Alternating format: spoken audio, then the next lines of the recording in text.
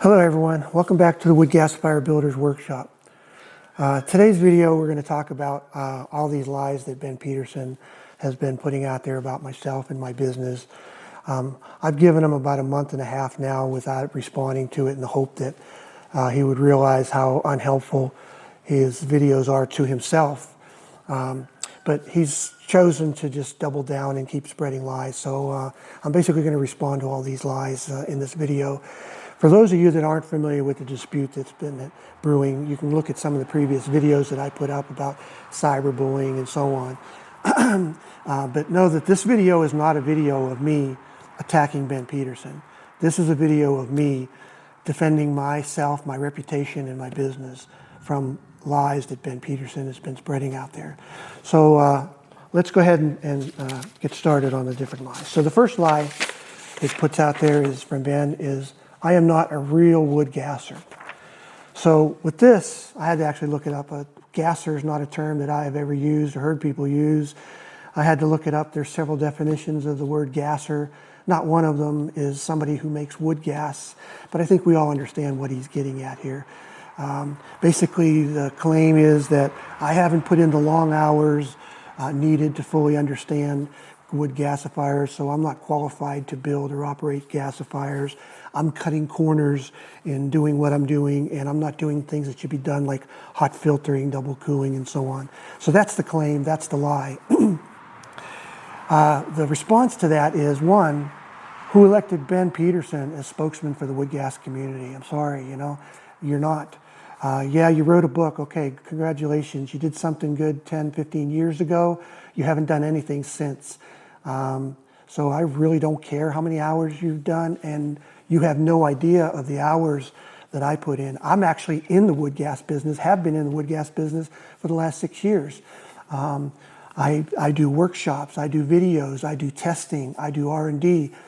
Ben's been retired from the wood gas community for years.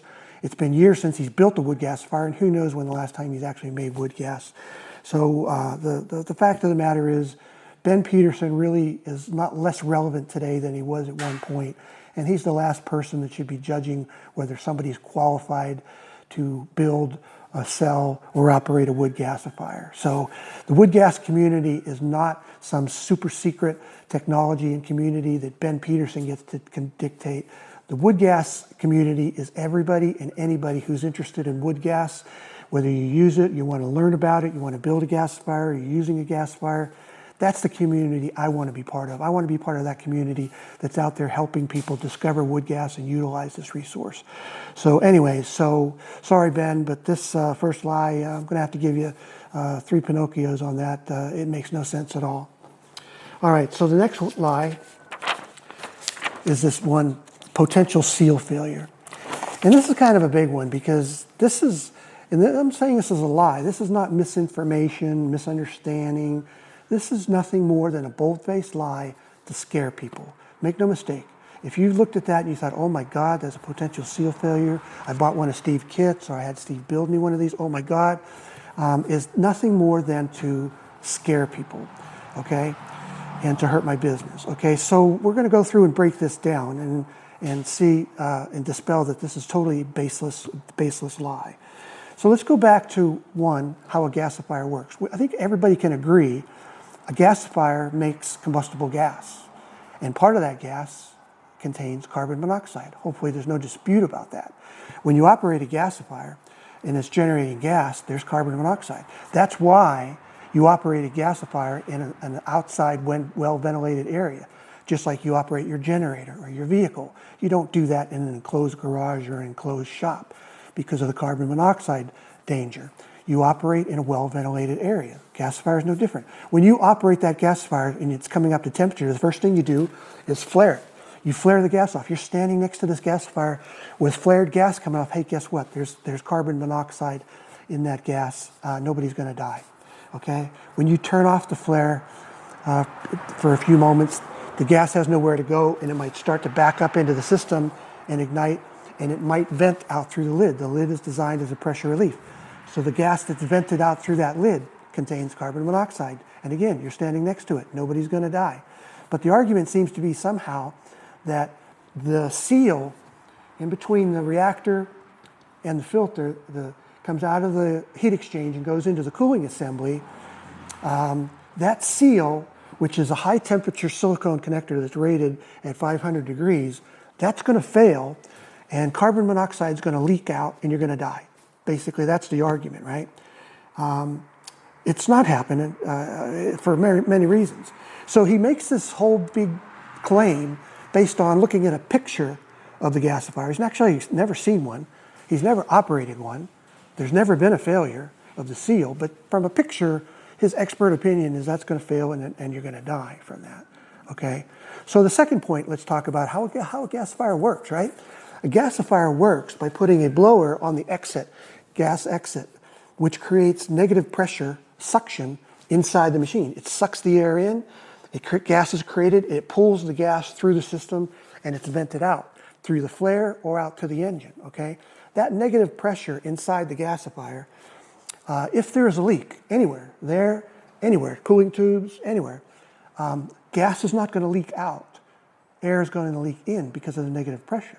So that air leaking into the system will have the result of diluting the gas. So it's physically impossible for that seal to fail, even if it did fail, for it to leak out carbon monoxide. So the whole premise for that is wrong. But their argument is, no, if you run a big enough engine, it's going to melt that and it's going to fail.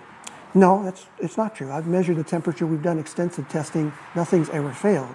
But if you want to go down that road and say, oh my God, this high temperature silicone connector, which is rated for industrial applications, far greater than what we're using it here, and there's never been any failure for it. If you still want to go down that road, say, okay, well, let's explore that a little bit more often. So in Ben's design, in his book, okay, he uses this 3/4 inch high temperature silicone cord. Well, guess what, guys? This cord is rated for about 400 degrees. This is used in the reactor lid, and it's used in the filter lid, okay? So if you accept the premise that this is going to fail, then you have to accept the premise that this is going to fail. This is rated for 500 degrees. This is rated for 400 degrees. If you accept that premise, then you better accept the premise that everybody who bought this book is in danger of dying from carbon monoxide poisoning. So the 50,000 users out there that are using this book, that are using this silicone seal, if you accept Ben's argument, you better not use this gasifier because that's going to fail and that's going to leak carbon monoxide and you're going to die. So that's according to Ben. So it's totally ludicrous. It's designed to do nothing but more than scare you, okay? So completely baseless claim. All right. Let's move on to the next. Price gouging. Price gouging. So the argument here is that I'm taking advantage of you out there. I'm charging you far more than the kits are worth or the full builds are worth, and I'm just raking in money, taking advantage of you. And you should be able to build this gasifier for $1,500 plus a little money for cutting plus welding. Again, wrong. According to Ben's book, and actually the version, let's go back to the first version, way back in 2014, he claims that gasifier can be built for $1,500. Well, he was wrong then. I built it. If you look at my video on the 600-pound paperweight, I spent over $3,000 in parts building that, and it wasn't a successful build. So the fact of the matter is, Ben has no idea what it costs to build one of these gasifiers. Again, he's been retired for years, hasn't built a gasifier for years, so he has no idea what the current cost. If you're in a welder, fabricator, or metal shop, you know very well what the cost of metal has done in the last 2 years alone. So the cost of these gasifiers has gone up substantially. Yes, I will admit that. As far as price gouging, it's completely ridiculous. I've operated many businesses over the course of my career, and I can safely tell you that this business is the lowest margin business I've ever operated. So if I was looking for a business to make money, the last business I would do would be a wood gasifier business to make money. Just look around. How many other businesses do you see making wood gasifier kits or selling gasifiers? It is not a money-making business. Ben should know this more than anybody because he's failed at it himself. Years ago at Victory Gasworks, he was building and selling gasifiers. He couldn't make a go of it. And so he decided to shut that down and then write the book. So it's a ludicrous argument. On top of that, when he shut down Victory Gas Works, he was making a gasifier comparable to what's in this book. He was selling that gasifier for $15,000. So that was 8 years ago. So it's a ludicrous argument. There's no price gouging going on. I'm trying to be as reasonable as I can. I can't give this stuff away. I'm just trying to make back the money I invested in this business, and I may or may not ever get to that point. The goal of this business is to help people, and I will continue to do that. All right, let's move on to the next. Deceptive marketing. Okay, I'm somehow doing deceptive marketing. I'm not quite sure where that is. I'm providing free support to customers of his book. I'm providing laser cut parts to people that want to build the gasifier in his book. Plus, I've added enhancements to make it safer and easier to build. I'm not quite sure how that's deceptive. And then I'm providing assembly services for those that don't have the tools or the skills to put it together. So I'm not quite sure what's deceptive about that. What is deceptive is Ben's book. So basically the whole premise of this book is that we're going to show you how to build a very cheap gasifier, okay? For $1,500, he claims. Okay, so anybody can build this book with no skills. Again, I'll refer you back to my 600-pound paperweight video. That's not true. This is a very complicated build, a very complex build. I've had very, very experienced welders and fabricators tell me this is a very difficult build. Okay, so the book is extremely deceptive in the way that it says anybody can build this gasifier. No, you can't. But I've made it easier, I've made it safer, and I've created my own documentation, hundreds of pages and assembly drawings to how to build this gasifier that makes it easier. So there's nothing deceptive about what I'm doing, but if you want to look at what is deceptive, if you buy this book and you try to build this gasifier on your own, follow all those directions, I can almost guarantee you will end up with leaks, and there's a very good possibility you'll end up with your own 600-pound paperweight. Okay, next. Copyright infringement. This is what actually started this whole dispute, okay? The claim is that I'm copying, infringing on his copyrights, okay? And he points out that I had pictures on my website of his book and this and that. This was true. For the last 6 years, I've been a reseller of Ben's book. When somebody contacted me and they wanted to buy wood gasifier plans, I sold them Ben's book. So to do that, I had references to his book on my site under his full knowledge and consent. He was very happy because I was referring lots of people to him to buy his book. When we had this dispute crop up in January, he removed his consent. I removed the content from my website. I removed the content from my YouTube channel. But there was never any copyright infringement. But then he goes on and he says, this is going to court. He's got lawyers involved. Another part of this lie, he doesn't have lawyers involved. He pays about $30 a month for a legal service that writes letters for him. And his whole investment in his legal team is about $60.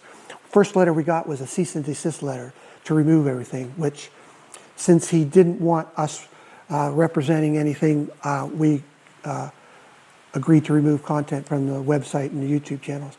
Then I got my lawyer involved, and we found out that he actually owns no registrations to copyrights, patents, or trademarks.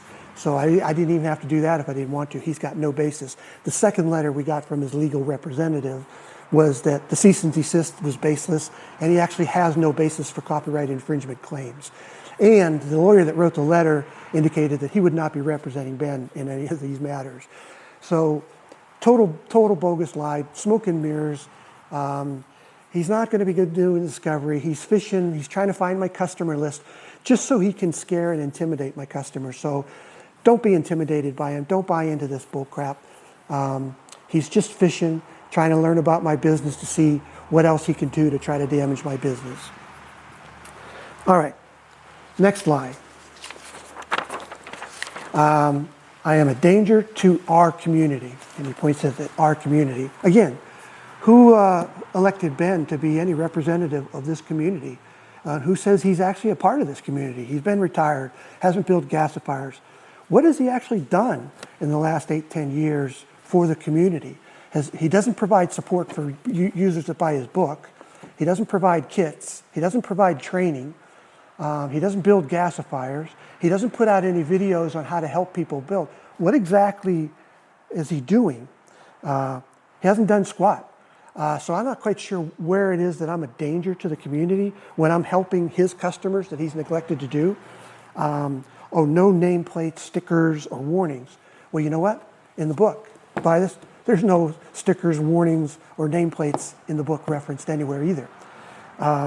Self-regulating. Oh, his responsibility, we got to regulate ourselves, he says, before the government steps in. But then he goes on, excuse me, to say he's trying to stick the EPA, the FTC, and every other agency you can think of on me for doing whatever he's claiming that I'm doing.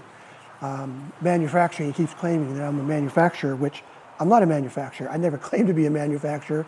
I sell training services, I sell parts kits, and I sell assembly services. I'm not a manufacturer. But anyways, if for some reason down the road, the EPA, the FTC, or whatever comes in, they want to decide to start regulating wood gasifiers, they'll have nobody else to thank but Ben Peterson, because he will have initiated the whole process. So I consider that would be a pretty severe danger to the community. And then lastly here, I'm not honorable. This is almost laughable. He puts out there that I'm not being honorable. What he means by that, and he's kind of alluded to, is he's not being paid. I didn't pay his extortion demands. I didn't pay his blackmail. He's not getting paid, so he feels that I'm not being honorable, which is, again, totally ludicrous, because when we were having our collaboration discussions, I offered him a royalty on what we're doing if we can reach a collaboration. He turned it down as insulting. So, it's totally bogus to say that I'm not honorable. Now, what is not honorable is blackmail, extortion, intimidation, cyberbullying. All of that is not honorable, and that is exactly what Ben Peterson's been doing. Ben Peterson came after my wife, who has nothing to do with my business, came after my wife, threatened to take our house, our retirement, and our savings if she didn't agree to pay him a large sum of money. I don't know what your definition of honorable is, but that definitely does not fall in. I've dealt with lots of people over my year in business that had unscrupulous business ethics. Ben is at the very bottom of that pile. So Ben is the last person that needs to be talking about honorable. I think what I do is extremely honorable. I help people, and I will continue to do that. So in closing here, I don't know what lies Ben's going to put out next week or tomorrow, but we'll deal with them as they come out. But what I do know is, I will acknowledge Ben did some great work 10 or 15 years ago. He keeps reminding us of all this great work that he did. Congratulations, you did some good work. You put out some books, okay? But you haven't done anything since. There's a saying in business, it's not what have you done, it's what have you done lately. And so to back to Ben, it's great. You've done some good work in the past. You can't live off of that for the rest of your life. What have you done lately? Do you support your customers who buy your books today? No. Do you offer any improvements? No. Have you fixed the problems and the errors that have been in there since the first edition 8 years ago? No. Have you offered any of your own improvements? No. You've done nothing but cry like a little girl. So what I would say is do something positive. Do something to actually show you're a part of this community, show that you want to help, and do something positive. Otherwise, shut the hell up and go away and let those of us that are actually out there every day in the business helping people continue to do what we do. So anyway, so that's my response, guys. I'm sorry to have to keep going into this nonsense, but it needs to be said. Thanks for watching the videos. Thanks to all of you that keep offering me your support. We're going to keep doing what we're doing. I will get back to doing more construction videos on these builds. And again, thanks again. Good luck on your build, and we'll see you on the next one.